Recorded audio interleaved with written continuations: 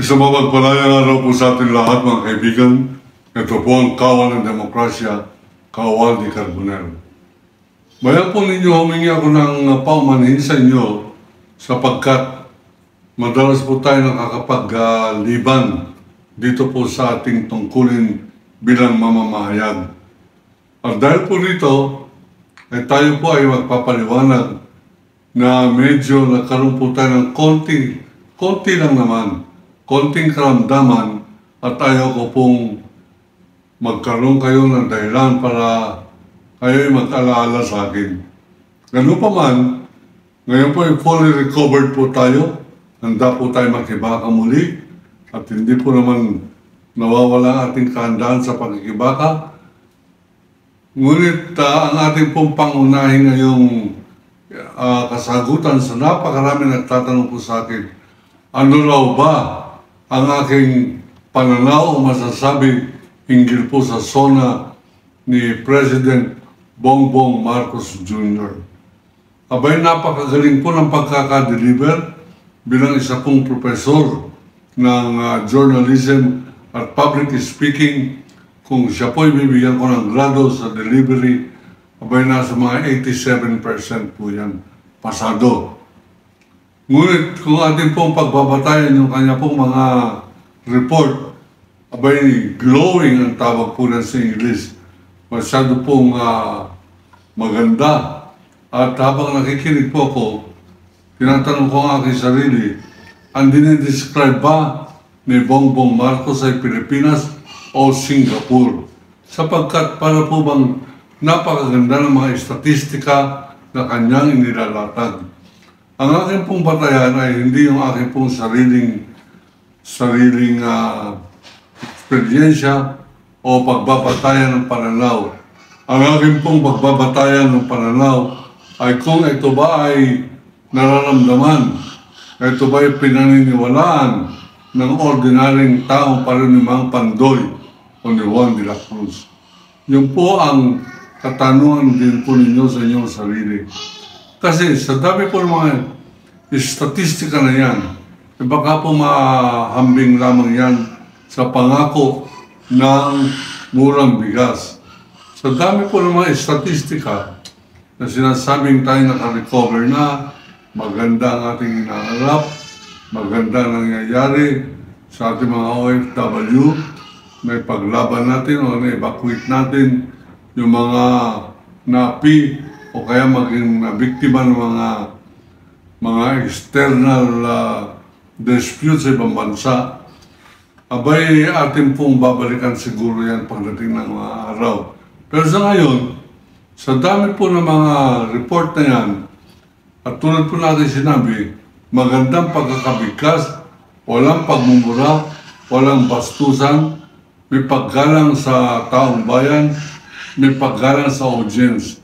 Ika nga dapat nirerespeto ang ating pong mga nakikinig sa atin.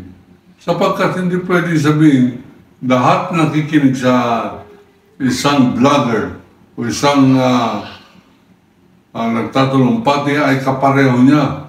Halimbawa, ito si Duterte. Alam po ninyo, nung bata-bata pa yan, istambay lamang yan sa bilyaran. Kaya lamang po naging presidente yan ay sapagkat totoo naman na napatino niya ang Davao City nung kanyang pairalan dyan ang pagpapatay ng Davao Death Squad. Epektibo po yan sa mga Davaoenyo. Sapagkat ang mga Davaoenyo, sawan-sawa na po yan sa violence dyan po sa kanilang lugar. Meron po silang lugar dyan na kung tawagin po ay Nick Agdao. Ang tawag nila dyan ay Nicaragdao sapagkat para po bang parati na lamang may gera, nagpapanaan ng mga gang, at masyado pong malawakan ang krimen. Ang mga snatching ng cellphone ay pangkaraniwan lamang. Ngunit nung naging alkalde, itong si Rodrigo Roa Duterte sa kadahilanan ng appointment bilang Vice Mayor at subsequently naging Mayor, itong si Rodrigo Duterte ng Davao, pinairal niya po yung kanyang natutunan sa isang dating chief of police dyan ng pangalan ay Luis Santos. Naging mayor po yan ng Davao. At nung yan po ay mayor ng Davao, nandun din po tayo sa Davao noong araw. Abay, kinakausap niya po yung mga kriminal. Pinupunta niya. Sabi niya sa mga kriminal, hindi ko maaaring pangunahan ang inyong sadya dito.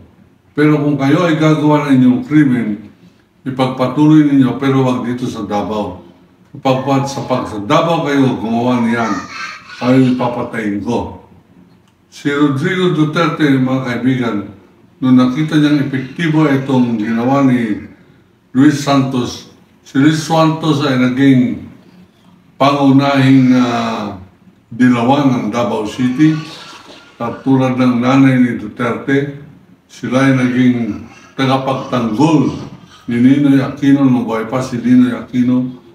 Naging kapanalig ni Cory Aquino hanggang sila ay ma-appoint bilang Vice Mayor si Rodrigo Duterte at Undersecretary of Local Government si Luis Santos.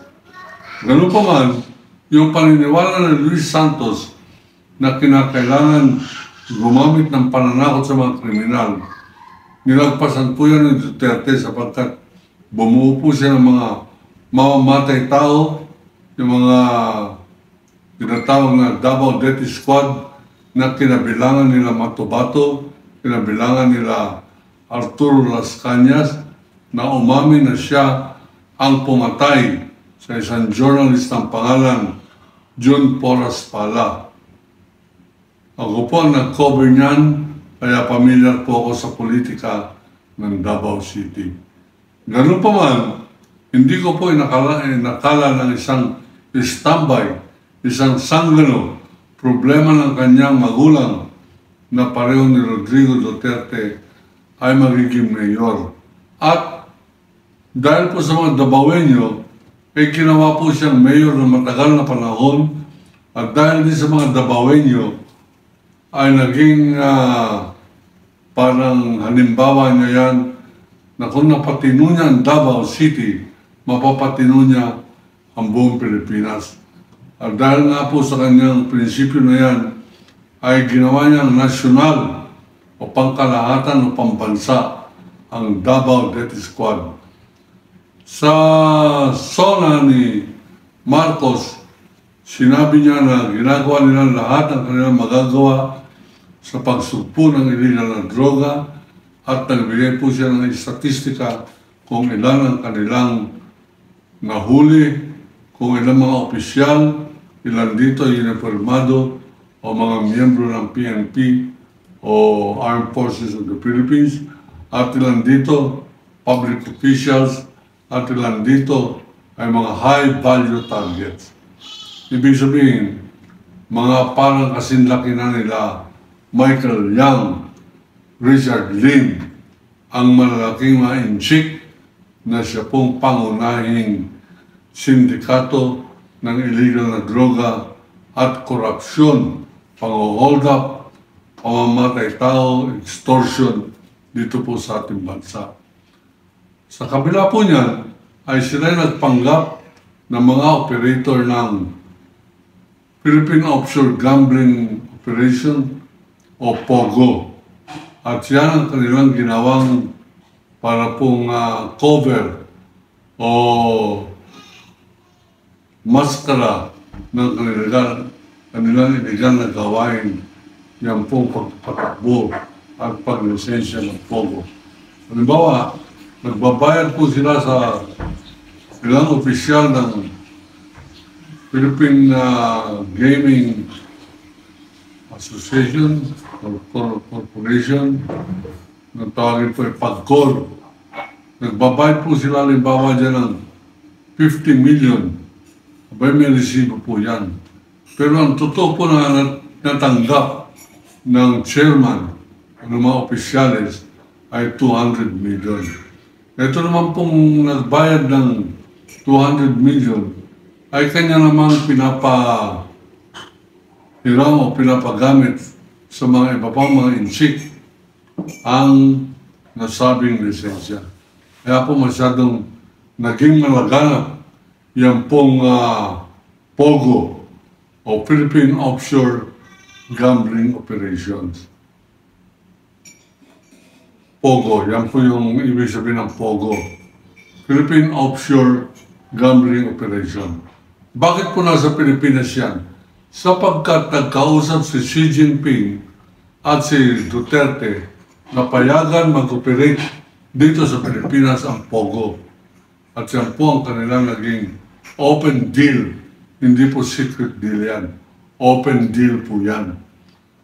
Dumagsa rito sa atin ang daang libong mga inchik sa gitna ng kalituhan kung anong gagawin niya sa POGO. Abay, bigla pa naglipa na ang POGO at naging masyadong maluwag ang pagpapasok ng Bureau of Immigration. Sa Bureau of Immigration, sa ilalim po ni Commissioner Morente, nagkaroon po yan ng patakaran ng tinatawag ng pastillas visa. Ano po ibig sabihin nun? Sa 500 piso, pagdating mo sa Pilipinas, ikaw ay magkakaroon agad ng visa nang walang kinakailangan mga requirements. Ngayon, sa dami po ng report na yan ni Marcos, abay na nakalitan niya yata sabihin ang hinggil po sa korupsyon. Nakalimutan niya yata ungkatin yung tungkol sa bilyong-bilyong formally na corruption sa ilalim ni Duterte. Nakalimutan niya yata yung confidential funds ng Department of Education. Hindi naman po tayo magtataka na yan po ay hindi niya didiscusin sapagkat alam po natin na meron pong kasalukuyang hindi pagkakaunawaan ang dalawang pangkat ng Duterte at ng Marcos administration. Hindi po natin sasaklawan o papakailaman yung kanilang hindi pagkakaunawaan na yan. Ngunit isa po tayo na hayagan at sasabing sumusuporta po tayo kay Bongbong Marcos sa kanyang mga adhikain na una, matigil na ang pagpasok ng inchik sa pamamagitan ng POGO at ang madaliang pagpapasara nito.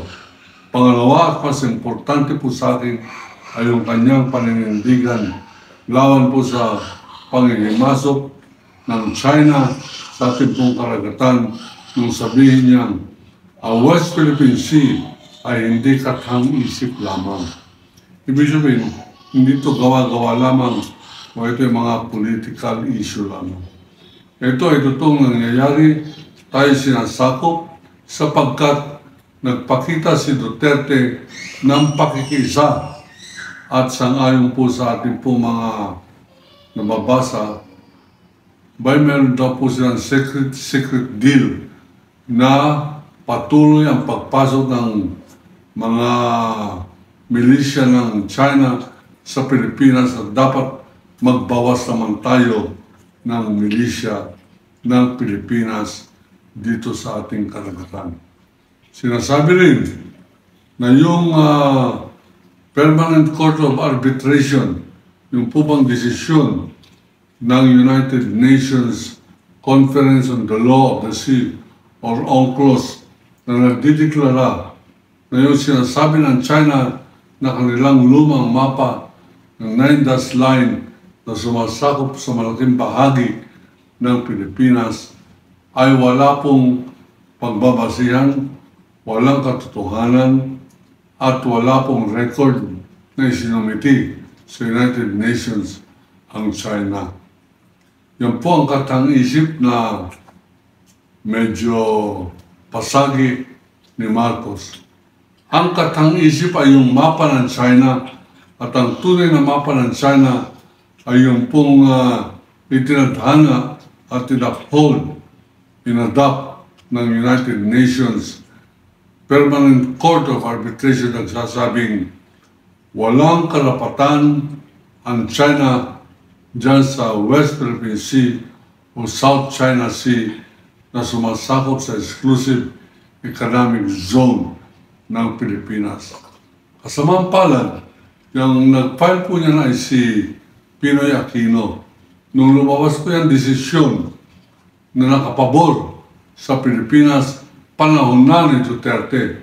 At si Xi Jinping at si Duterte ay nagkaisa sa kanilang paniniwala o deklarasyon na ibasuka ang desisyon ng Permanent Court of Arbitration na nanalo ang Pilipinas sa usaping iyan. Tayo po ay sumusuporta sa paninindigan ni President Bongbong Marcos na ipaglaban ang alam ng ating pagiging mga Pilipino sa loob ng ating bansang Pilipinas. We must fight, Mr. President, and we are glad that you're making a stand. Kawal ng Demokrasya will be behind you. It will be 100% supportive of you. I will not look into your other faults, but I will help you achieve whatever is good for our country on the issue of West Philippine Sea or territorial conflict. Ako po si Waldy Carbonell, Kawal ng Demokrasya, nagsasabing iniibig ko ang Pilipinas. China, layas!